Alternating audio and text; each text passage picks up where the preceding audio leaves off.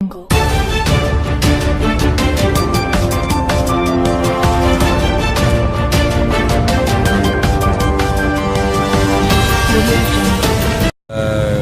बेहतर आइडिया नहीं हम लगा सकते, लेकिन स्लोली जो है वो उनके जो मामलात हैं वो ओपन होते जा रहे हैं, तो इंशाल्लाह। अच्छा, अभी तक कितने वोट्स का जो है इसमें फ़र्क देखा गया? अभी तक क्या आप कहना चाहते हैं, कितने वोट्स आए हुए हैं? भाई कई पोलिंग स्टेशनों के ऊपर उनके 80 वोट भी कैंसिल हुए हैं। मतलब अभी हम ये जाना, लेकिन डिपेंड करता है कि जब तक मुकम्मल काउंटिंग नहीं हो जाती हम कोई फाइनल नतीजा नहीं कर सकते। लेकिन अल्लाह के घर हमें पूरी उम्मीद है कि इंशाल्लाह हम फतह हासिल करेंगे। इंशाल्लाह। ठीक है, या तो